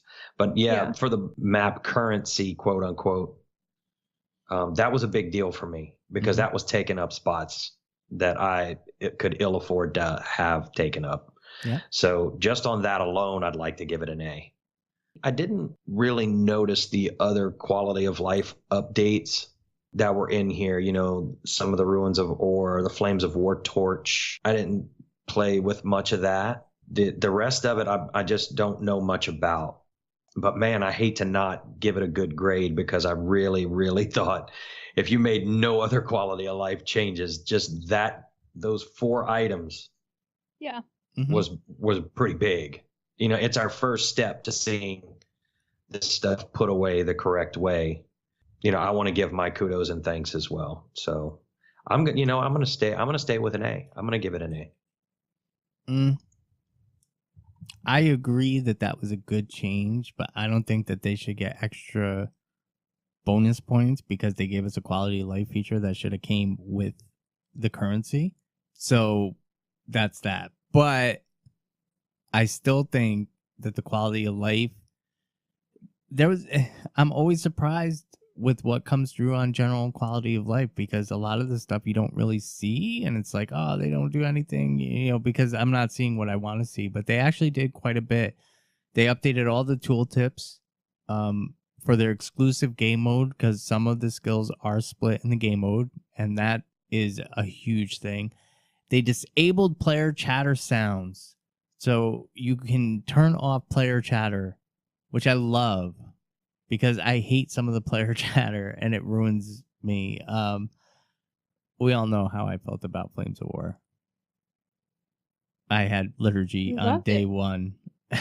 Yeah, you got it fairly quickly. I put it on hold, so I have it next to my chosen shield. So I have 2 legendaries in waiting as I'm crafting my legendary back piece, which is going to take forever and a freaking year. But anyway, the other thing that they deserve kudos for is newly created accounts must wait 72 hours before they could do gems to gold transactions, which was big. You know, it may not seem like a big deal, but it does have an impact on the economy. And I was pretty happy that they did that because that's kind of taking money out of their pocket to do what's right for the game. So for me, I'm not going to say an A. I'm going to give them a B+. They did do some pretty good stuff, but I'm not going to give them bonus points because they put stuff in storage where it belongs. And, again, I'm still a little bitter that, again, Lindsay Murdoch has to work on this stuff on her own time because she's not afforded the time to do it and be paid for it when it should be in game because it was stuff that was added to the game. Is she actually doing it? Yeah. And not, like free time not getting paid for it, like she's staying late? I believe so. That if I recall the story right, yeah. I would. That's why it's taken so long. I would prefer. I'm hoping that's a misunderstanding. I'm hoping she is doing it during hours that she's getting paid for, but like doing it when she notices, oh hey, I've got some downtime between projects. Well, let me use this bit of time to work on the thing. But they're probably salaried. So if they're on a 45-hour work week, salaried, and she has to put 5 hours of time in, she's technically being paid for it, but she has to work 5 hours more than everybody else is working. Let's just create a Lindsay Murdoch grade score and just let's just do a Lindsay Murdoch section right there. Well, she gets an A+, but why should that? I bet cookies in her honor would benefit her more than Then an A from Then an A SOTD. for ArenaNet. Okay, Lindsay Murdoch, you have your choice. You can ask Ruby. I'm a good cook. You can have cookies. I make excellent peanut butter cookies. I make excellent cardamom spice cookies. And I make a cheesecake that you would probably shove somebody out of the way to get the first slice for. I'm not going to lie, it's that good. So if you're listening, Lindsay Murdoch, let me know what you want. I'll bring it in. You've earned it. I think I just figured out my Christmas present. No, cheesecake. All right, so that's that. General quality life. I gave it a B+. Gallios and Kora gave it an A because they're the fan boys and girls. All right, That's Gem right. Shop. I'm muting my mic. I think that's his signal. Oh, look at it's like, Yeah, he doesn't like the gem shop. He doesn't like it. He doesn't like it, but I also love it. I'm just now scrolling through it, and it is like a full 2 pages. It's a laundry list. It's a laundry list. Okay, Primordius die kit. New colors. I love colors. So Magic carpet. I know the magic carpet. Finally. I think I was a little bit confused because I thought it was going to be they would just take the standing action that you get on the Cloud Guider and they would just port that over to the magic carpet, and instead you are sitting on it, which is cool. I'm fine with that. I mean, you don't want to lower center of gravity. You could fall off that magic carpet when you're gliding if you're standing on it. It's wobbly. But the fact that it's finally in, oh my god, yeah, I snapped that thing up right away. So crystalline dragon backpack wings. I love all the dragon wings. There's the 2 that came with Dragon Bash, which was a single event that I got both of them. I earned one of them, and then the other one I had to buy on the gem store back in the day. So I love the crystalline dragons glider backpack that they have now. I haven't bought it yet. Maybe that's something eventually I will tell people I'll draw your character for, trade, because it is gorgeous. Chaos weapon skins.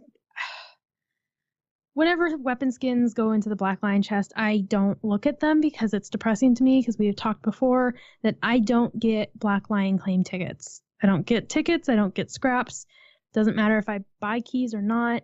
I don't get them, so I don't look at those weapon skins because they're beautiful, and I'm never going to get them because in all these years, I think I've got maybe 2 or 3 tickets.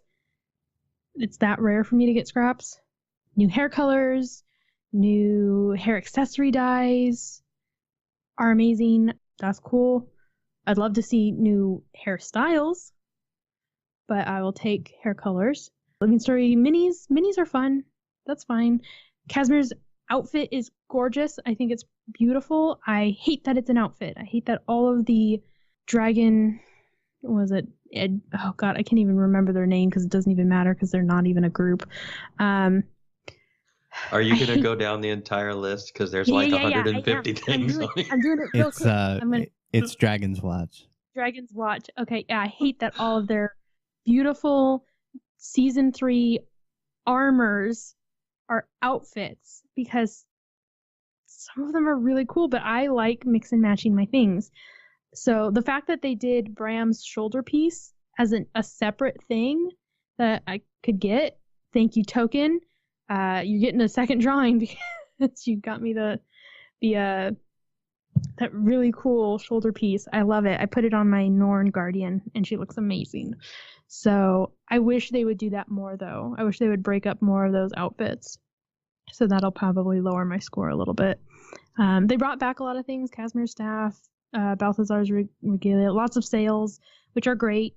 It speaks to if you like something, you don't have to buy it right now. You can always wait. It'll go on sale eventually. Just keep a watch on the gem store. I'm trying to think if there's anything. Hounds of Balthazar mail carrier. That's cool. I always love putting on, because the Hounds of Balthazar is the human specialty skill that does like no damage or so I'm told, but I don't care. I'll put it on anyways. Why? Because they're Hounds of Balthazar and they look cool. I'll use that skill. Whatever. Don't judge me. Let's see. Is there anything else that I can speak to before Gord loses his mind? No. I love that they put stuff in the gem store. I mean, looking at this giant list, which I know is driving him crazy, it's all cosmetic stuff. It's nothing that's going to cause me to suddenly be the most badass player, because that would be a problem. Okay, if I could pwn you guys in PvP, like something is wrong with the game, because I do not care about builds. I never pay attention to them. I face roll the keyboard. I know this. So I should not be an elite player. I play for the lore for a reason. So the fact that everything in the gem stores is cosmetic. You can go in there and buy it, or you cannot. I have not bought any outfits. I've gotten gifts because I've traded things with people, but I've not really bought anything in the gem store in a long while because I'm annoyed by the lack of armor that's going in. I would love to see more armor. I would pay more money for an armor set if they put it in the gem store, but they're still just outfits. And Gord is over there choking himself. You know what? I had to listen to you guys talk about world versus world and PvP and all that other stuff that doesn't make any sense to me, so you can just deal with it, okay, Gord? That's right. Stab out your eye with your pen. I don't care. My turn to talk, and I'm making the most of it. You can just deal. Gallios, what do you think about the gem store? Because I just want to say it a B. Giving it a B, okay? I'm surprised. I just want to say that no it is armor. a given pass that because you don't talk about the other things, that you have free reign in the gem shop. Do I, while My you guys are talking about PvP, do I sit there and like mimic choking myself? No, I sit here and I sew the color. Let Gallios go. In his defense, let Gallios go. He was saying that since we talk on most of the other stuff, that you have wide open territory for the gem shop. Yeah, he says that, but then while I am talking, he's over there stabbing his eye and choking himself and like. Let Gallios go, and then mine will make much more sense as to why I'm stabbing and choking. Whatever. Okay, so the reason why they got the B from me though was because I want to see more I want to see armor skins. And if they're gonna put outfits of main characters, I feel they should be armor sets, not outfits. So B for me. Go Gallios. So I'm not gonna give my grade just yet because I'm gonna try to give this a little bit of thought. Personally, I do like a lot of the items in the gem shop, and I'm glad they have them. I'm actually more glad that they're rotating the old stuff back through that they pulled out than I actually am for the new stuff. And I'll tell you why. Not that I hate the new stuff. I think it looks kind of cool. But spending time creating new items in the gem shop takes away from other arenas that I wish they could spend more time in. That being said, I do really, really like the new bow, and I would like to have it. So I may buy that one day. So I just contradicted myself on the fact that I hate that they're spending too much time on some of this stuff. But overall, I like the rotation of the old stuff coming back. Stuff that I didn't get to buy the first time. Personally, I could live or die without it. But I do think that there are a lot of people that do things like role play that we don't take into account when we're judging some of these things, because a lot of people do role play in the game. There are complete servers that do the role play. So, I try to think of all of that, but I'm like on the fence about the whole thing because I don't know which side I want to lean to more. The fun side of me wants to see more items. The practical side of me does not. So I'm going to fall right in the middle with both of it, and I'm going to do a C. And now, Gord, your rebuttal. You can't stop me. Did I trigger it? This damn gem shop. I don't have a problem with the gem shop, really. They need to make money. That's fine. But how many freaking unbreakable mining nodes do you need? How many freaking glider skins can you make? How many outfits? I mean, Jesus Christ, we're going to be running around with little quaggin mining node things running behind us that fart rainbows and drop outfits. Coming soon to a gem shop near you. Thank God that it's not pay to win, but get some originality. If you're going to depend on your gem store, make something that I want to buy. You don't make anything I want to buy. You don't need 20 million glider skins. You don't need 20 million freaking unlimited mining nodes. God help me. I think I'm done. Oh my god. Okay, let me pull my Did the timer eyes go off back. yet? Because they rolled all the way back destroy into you my all. skull. Ugh. I give it a D. Damn we it. haven't gotten a Gord rant in a while. That was kind of fun. Right? I love all the glider skins. I love all the outfits. I do love seeing them. I just wish I saw armor as well. I love all the mining nodes. If there was a mining node that little baby quaggins followed me farting rainbows, I would totally buy it, okay? I would buy it in a heartbeat. So, to you. Gord has left the building. He did. I've angered him so much he can't even listen to the rebuttal because he wouldn't be able to hold it. He's that. Yeah. I don't like. What do you? I'm gonna wait for the headphones. What do you want to see? What would be original for you, Mr. Poopy Pants? Original? I don't anything. It's all copy and paste. It could be anything different. Not armor. Okay, Armor should be in game. You are not offering a solution. You're saying I want to see something original. They're putting in original gliders. How about I don't know, honestly. But something every month. If you can't offer a solution, then you shouldn't complain. Okay, stop making unlimited mining nodes. Or mining tools. They're because fun. They're not fun. How many do you need? I have quite a few. Oh my. He's leaving. I've made him that mad. I'm going to wait till he comes back. I'm waiting. You can't walk away from this.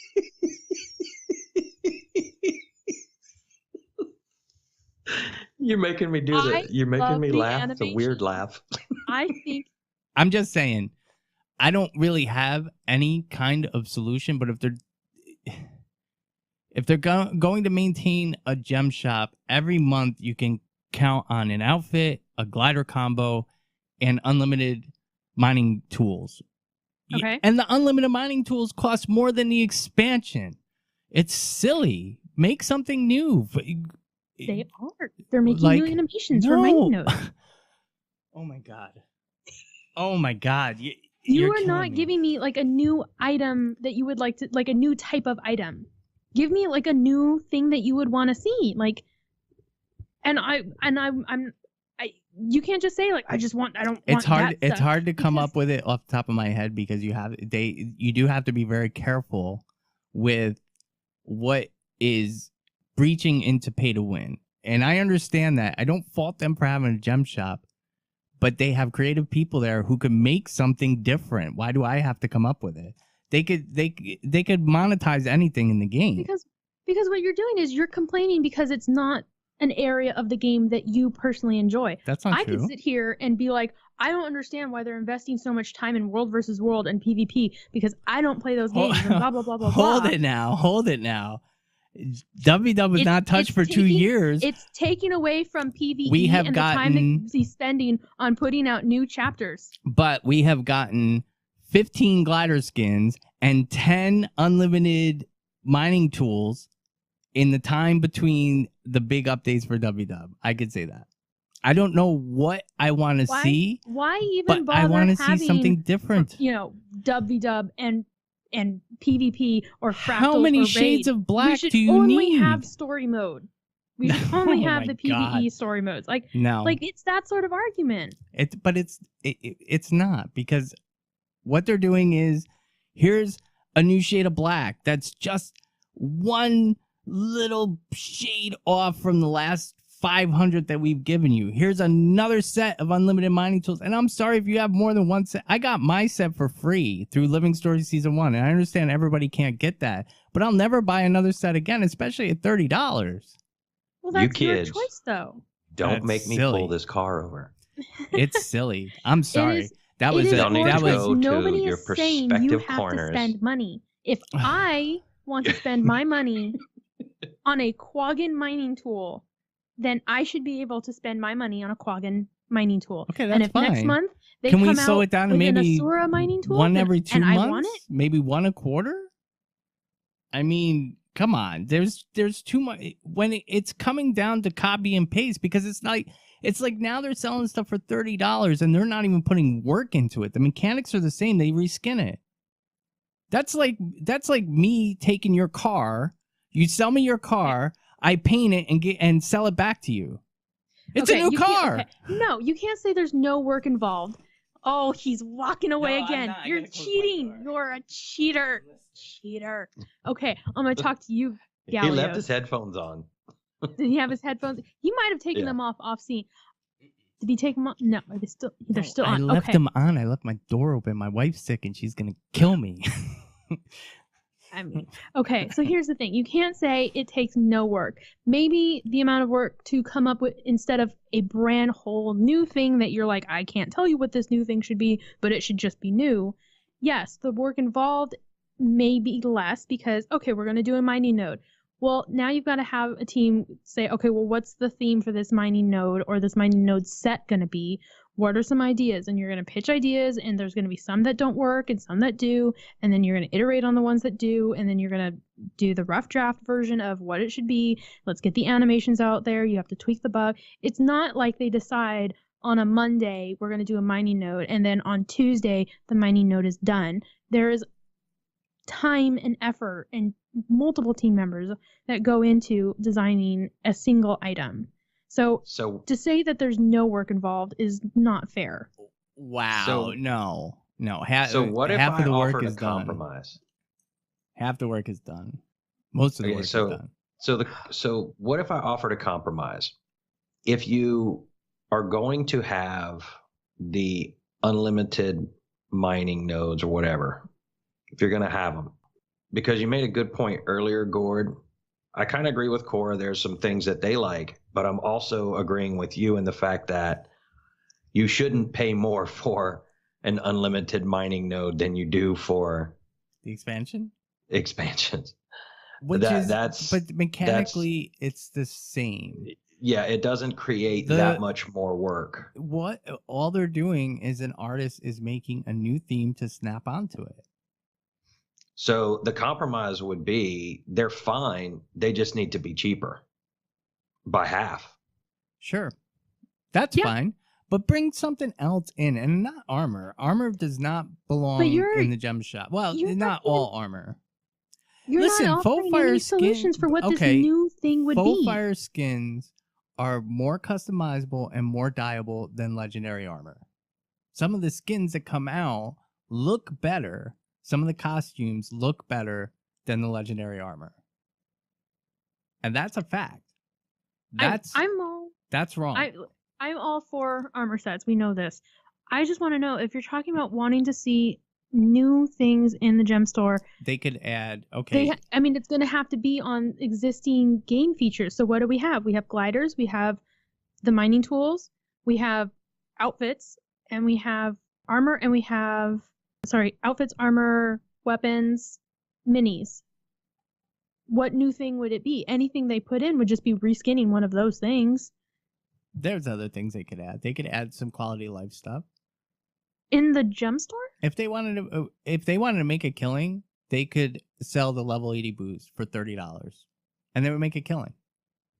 Why do they have standards that I wouldn't buy it. No, you wouldn't, but there's people out there that would. I wouldn't buy a set of a secondary set of mining picks, of unlimited mining tools. I wouldn't buy that, but you would. There's people out there who want the quick route to 80, they would buy it. I would buy a couple. I mean, you can get to 80 pretty easily without having the one-shot 80. I've got the, the the scrolls or the totems that get me to level 20, level 30, level 40. And level 50 after this year because more copy paste. That's what bothers me the most about it is that we are now in a stage where every 2 weeks, sometimes every week, we are getting a gem shop item. And a lot of these, it was 2 pages long. It's the longest list. Some of these were announcements of we're taking this out and adding this in, for the Black Lion chest stuff.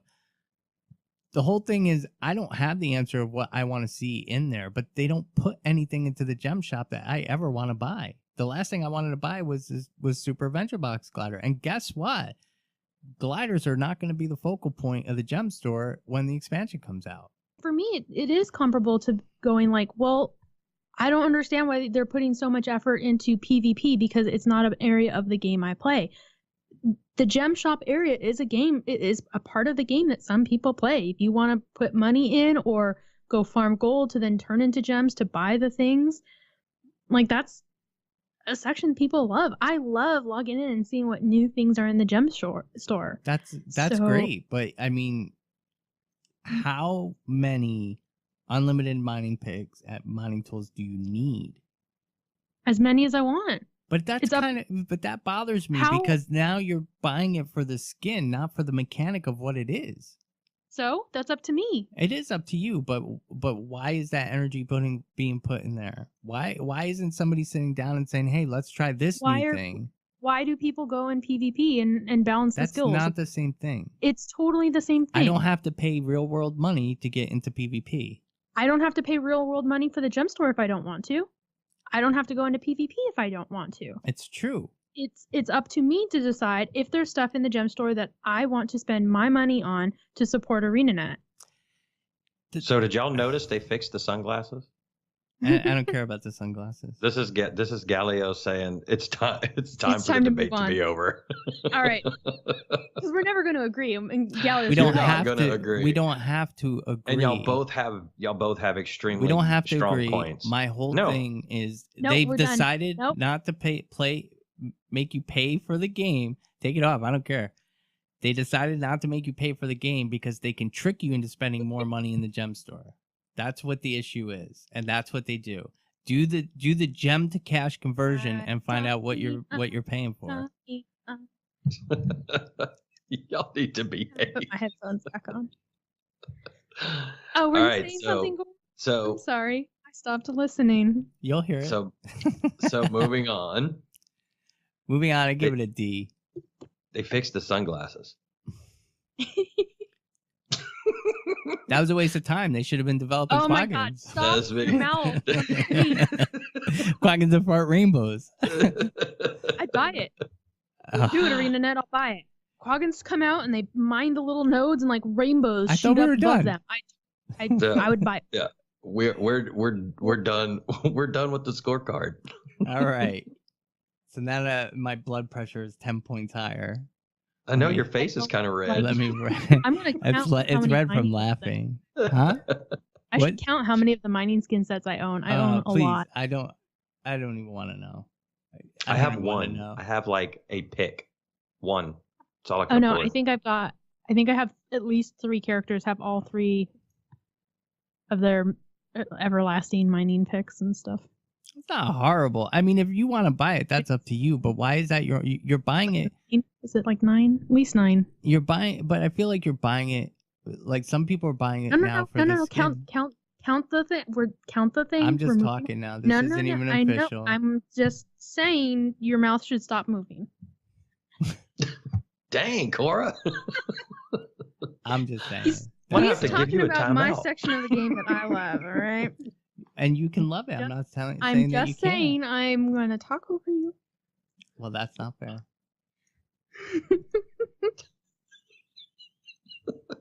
So the overall spring grade is a B again. Yay! Wow. And that goes with, I did a poll on Twitter earlier. And that was the final grade too, wasn't it? It was. Hold on. I got to pull it up here. Because I do all the work on the show. All right, so we ran a poll earlier today, and we got 19 responses. Not bad. But 47% of you said that give last quarter a B. 26% said an A. 21% said C or less. And 5% said an A+. So if you voted B, you're right there with us. I want to say overall, there was really 1, 2, 3, 4, 5 updates. There was 1 in April, 2 in May, and 2 in June, which seemed a little weird to me, but that's not counting all the server crashes and bug fixes and stuff that come after, but that's that. So I guess that's going to do it for this scorecard. B is not bad. Solid B average so far, ArenaNet, going into midterms. We need to pull that grade up still, though, so hopefully this will get our minds blown soon. Episode 6 is coming. Episode 6 is coming. And hopefully an expansion. All right, so no expansion. No expansion? No, I said we know KNOW. Well, we don't know. Yeah, we know the it's expansion coming. is We don't know when it's coming. So hopefully soon. All right, well, that is going to do it for this segment. We're going to take a quick break, and we'll be right back to close out the show.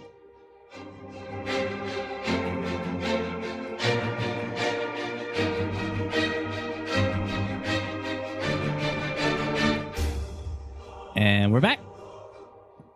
So another interesting show. Can't have a show, a scorecard without me and Kora getting into a little spat. Debatable. Debatable. So yeah, that's it. That's the show. And yeah. We've got a special thing to do this week. We got another review. Oh? Who do they hate this time, me or Kora? They actually don't hate anybody, which is really awesome. So I'll read it out because I'm going to draw it out and leave y'all in suspense as long as I can possibly leave you in suspense. Are you guys ready to listen? I'm listening. All right. All you've ever wanted in a Guild Wars 2 podcast from Chase Aaron 16. I just recently started listening to this podcast and I am extremely addicted. I started with the latest episode and have been working my way backwards. In the span of only a few days, I've listened to about 6 to 8 different episodes. I love the hosts and how each of them get along. It makes me feel like they're a great big family with the ways they interact. You nailed it right there, buddy. This podcast is so much fun and everything they discuss is splendid. Gord, being a Norn, can be a bit headstrong, but that's why I love him. He goes on rants, and when You Can't Stop Me plays, you're in for a treat. Yep, that's right, Gord. Someone likes your rants and wacky theories. Kora, the guest star, turned co-host, is a lore expert. Ask her a question, get an answer. Tell her something about the lore that's incorrect, you'd better duck for cover. He throws hard facts like no one's business. And then there's the, wait, he's in World v World? The podcast starts in 5 minutes. Guy we all know and love, Gallios. He keeps the peace between the family, ensuring everyone gets a say, but doesn't go overboard. All in all, please give this podcast a chance. You will not regret it. I hope to catch every episode as they release it, but I'll make sure I never listen while eating supper because my food may get a bit too salty. That's from, and he puts down his gamer ID. I'm hoping he wants this sent out. It's the detective.8172 in game. P.S. Hi, Gallios, Gord, and Kora. Much love. Aww. Great. Thank you so much, Chase. We really appreciate that. And we're glad you're enjoying the show. It's one of the reasons we do it. So tell your friends. Nice. Aww. That was a good one. I liked that one. I like that one too. Y'all, nobody got beat up. No bruises this time. That was nice. But he pretty much nailed us. You know, there's a lot of back and forth between especially Kora and Gord, but we can do it because we do care about each other very much, and we know it's just debate. So, you know, I'm glad you picked up on that. and you see what this show is about. So thank you again. Yeah, he might change his opinion after tonight's episode with me going, "Shut your mouth! Why is your mouth moving still?" This is the first time I rage quit the podcast. Multiple times. So All right. anyway. So Corey, you have any shout outs? Yeah. Hold on. I'm going to say Token, because the drawing just turned out so fabulous, and seeing how excited they were about it was really cool. And then, what was it? I can't even remember what I was like, I want the thing. He's like, oh, and we traded a drawing for a gem store item. And then they loved the drawing so much that they sent me like more gem store items. And I was like, what are you doing? You totally get another drawing now. So now I have to make another drawing for him. But I have somebody ahead of them. I think it was Cool Blue Nerd. So you're also getting a shout out. I have not forgotten about you. I owe you a drawing as well. But that one was a little tricky because they wanted me to do a drawing of their friend's character, but we're like trying to get a good screenshot of the friend wasn't happening. So I think I found some of their screenshots of different characters on their Twitter account that I may have stolen from their Twitter account to peruse through and pick one and draw and send to Cool Blue Nerd.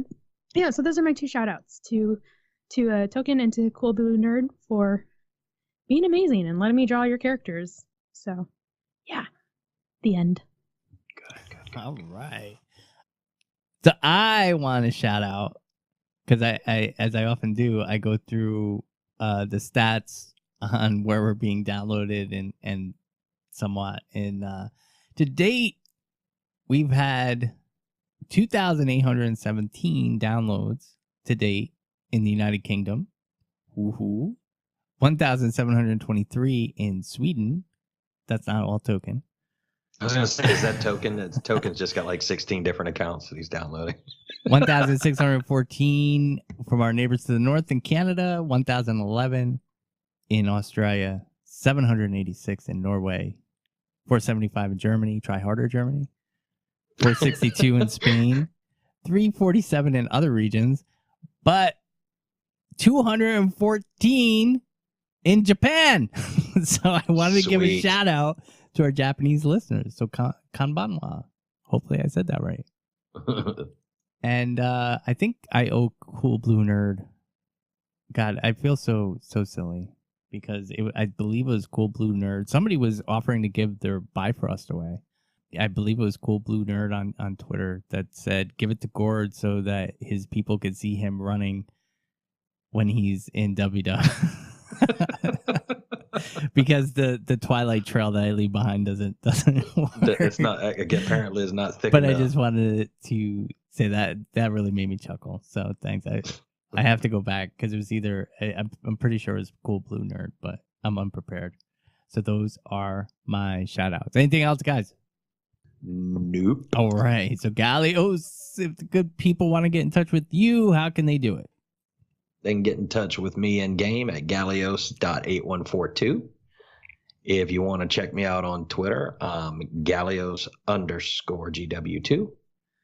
And if you want to reach out to me at the Shadow of the Dragon podcast, Shadow of the Dragon podcast Discord, I'm Gallios #3334. Put me on your friends list and send me a little chat. Boom. All right, Kora. Yes. Where can the good people get in touch with you? You can find me on Twitter at Guild Lores. You can also find me on Instagram and Discord, theoretically. Basically, go to any social media and look for Guild Lores, and that's going to be me. Any other shout-outs? Don't forget to listen to Accountability Buddies. Oh, that's right. I also do this other little podcast. Has nothing to do with video games or Guild Wars, but it is me and my best friend who lives halfway across the country. We do weekly check-ins with each other, checking up on the status of our mental health. And, what goals did we set the past week? What are we doing this week? How are we doing emotionally? Because life is stressful and talking with your friends is helpful. So yeah, if you want to tune in and listen to us, we also talk about books and writing a lot. And media. We've reviewed, I think we reviewed a cartoon once. We've reviewed a book series, and I think we have another book that we're going to review coming up. And we're also planning to do like movie reviews and whatnot. So it really just is listening to a couple girlfriends just have fun and chat and be supportive of each other. So yeah, come on by. I've listened to the first 4 episodes and I like it. Yeah, so that's the Accountability Buddies podcast. It's on iTunes, Stitcher, and Google Play Music. We're also on Twitter at AC Buddies Cast. So yeah, swing on by and you'll get to listen to me be as crazy and random as I am here, but like not about Guild Wars stuff. And she curses. I do curse a little bit more there because that's stressful. You'll listen and you'll see like life can be stressful and sometimes the cursing happens. Although I do not curse as much as my friend Anna. She is like a sailor. Mm-hmm. And mostly I curse to like help her not feel so much like a sailor. All right. So if you want to get in touch with the show, you can email us at sotdpodcast@gmail.com. And you can follow us on Twitter at SOTD_podcast. Anything else is covered on our webpage at sotdpodcast.com. If you want to get in touch with me, you can follow me on Twitter at Gord the Norn. You can hit me up on our Discord at Gord #4133. And you can reach me in game at Gord.8654. Save me from the W-dubs. All right, so that's it. Another one in the can. Yay! Not like that. I just thought you were going. Golly, sometimes I'm a terrible coon ass. All right, say goodnight, guys. Good night, guys. Hey, Gallios. Hey. I feel like I should make tortillas after this. Ooh, I want some tortillas. Mm. We ate at the movie theater tonight. It was the movie tavern, so it wasn't horrible, but it wasn't very good either. Mm. Apparently, and I'm very upset by this. The supreme nachos. No. So apparently, my mom recently, like just within the past 2 or 3 days, made a fresh batch of apricot empanadas, and she took them over to my uncle's house, and him and his son ate like all of them, and they were like the best empanadas apparently in 15 years. And so I get to hear all about these empanadas, but I live 2 states away. So do I get any of the best empanadas in 15 years? No, I just get to hear about them. I'm upset and I'm angry. Tell us how you really feel. I love empanadas. Kit actually sent me a GIF on meme on not Facebook, Twitter today, and I was like, this is brilliant. Oh my god, this is the most. And it's somebody opening one of those plastic Easter eggs, and it's a mini empanada in the inside. And somebody on the top was like, who the F put an empanada in my sister's egg? And somebody responded, and this was clearly on Tumblr, and somebody responded with, you sounded mighty ungrateful there. Yeah, sucker.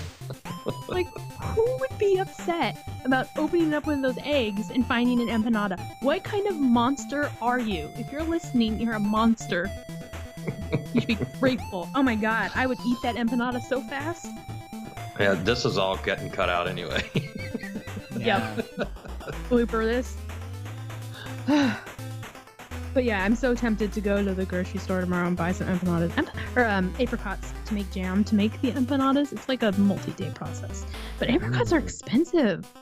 Or at least the amount you have to buy to make jam. Yeah, they're a little pricey. But tortillas I could make. I've got the most giant container of bacon grease holder. And it is full. It's so full I had to take the filter part out because it sits in. Yeah, so I really need to make some tortillas. I love me some tortillas. And I don't make vegan tortillas. Yeah, screw that shit. Make them with. Every time somebody's like, "Oh yeah, you can just use olive oil." No, you cannot. I'm sorry. What? Olive oil? Where'd you grow up? My grandma will come from the grave. Olive oil.